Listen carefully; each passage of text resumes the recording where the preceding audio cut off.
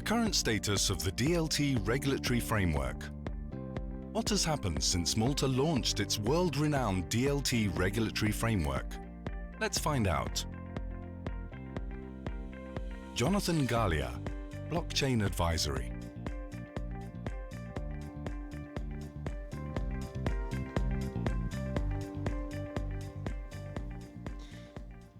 Good afternoon, everyone.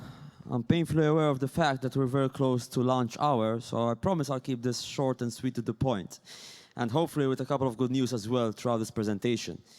Before I start off, how many of you here actually have an operating business here in Malta, related of course to the DLT space? Show of hands. Okay, quite a few at the back. So, some of you might have been here present for the Malta Blockchain Summit last November and might remember, remember the 1st of November, which is of course the date when the regulatory framework in Malta came into force.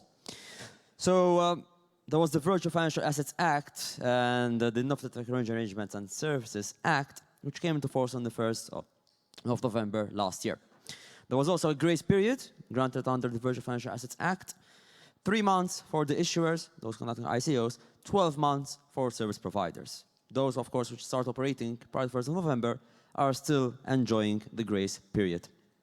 And the Malta Digital Innovation Authority has been operating since July of last year.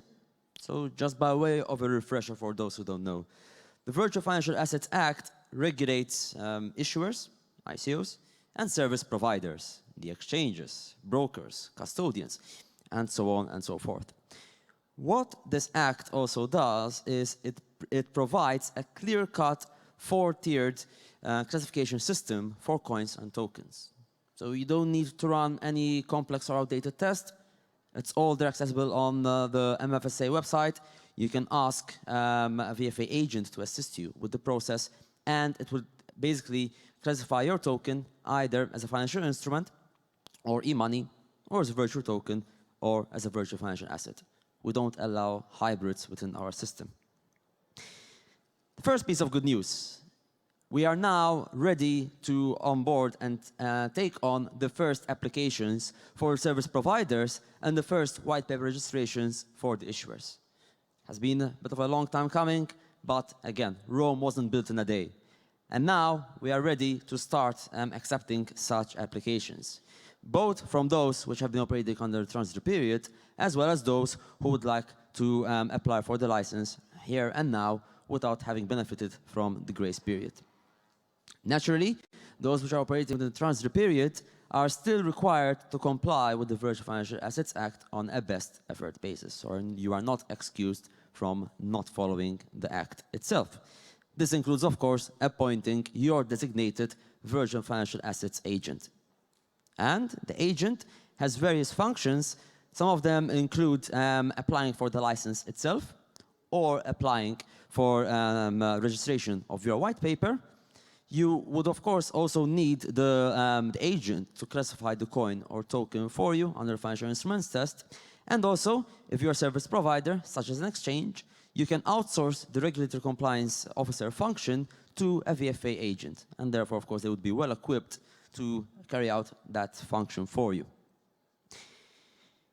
We've seen the birth of the first authority of its kind in the world, the Malta Digital Innovation Authority, which, amongst its various remits, is responsible for certification of DLT-based technology arrangements.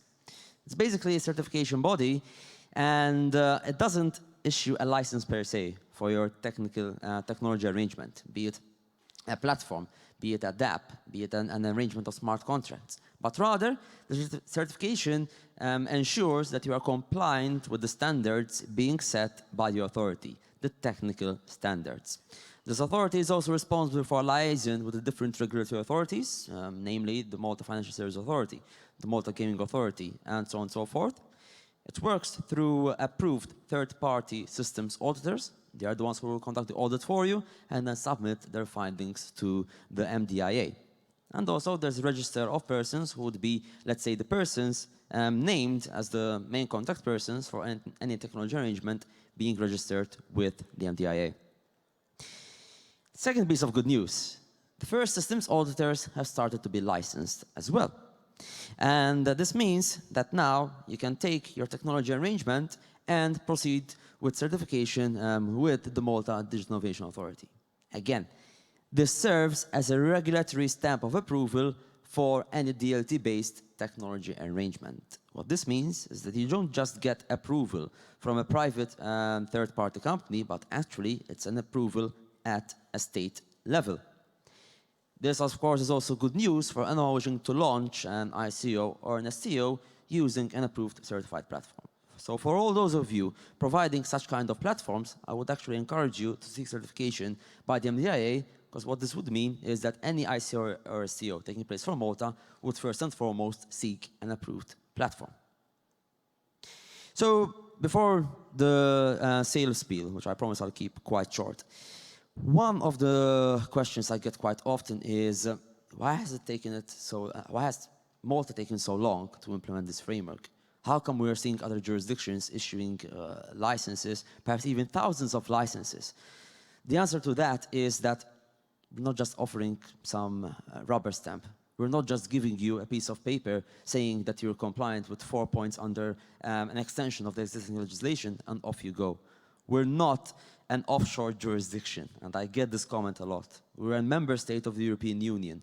We have enacted a fully fledged legal framework for the proper licensing of the service providers, for the registration of white paper, for technical certification of technology arrangements. What this means is that you're not risking waking up the following day, someone knocking on your door saying that your concession has been taken away. No. What this means is legal certainty. In fact, for example, when it comes to service providers under the VFA Act, we are also implementing the requirement for an enhanced systems audit. We take security very seriously over here. We don't want certain mistakes in the past to be repeated. And although it's almost impossible to avoid certain incidents from happening, we are doing our utmost to ensure that they do not repeat themselves. So we're doing this and we're taking this very, very seriously. We don't regulate on a knee-jerk reaction basis, but rather we regulate in advance, we regulate in a proactive manner, and we regulate in a holistic manner.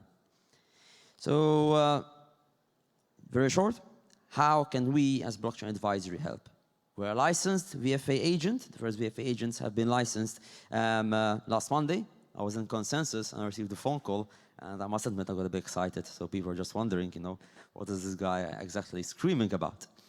So we provide end-to-end solutions. We have partnered up with NextABT to offer also corporate structuring, tax advisory, accounting services, the full works. Come up to us. We can help you get licensed here in Malta, register your white paper. We're also doing systems auditing through NextABT. We can help you with STO launches, licensing of security exchanges, crypto fund licensing, and also general regulatory and technical advisory.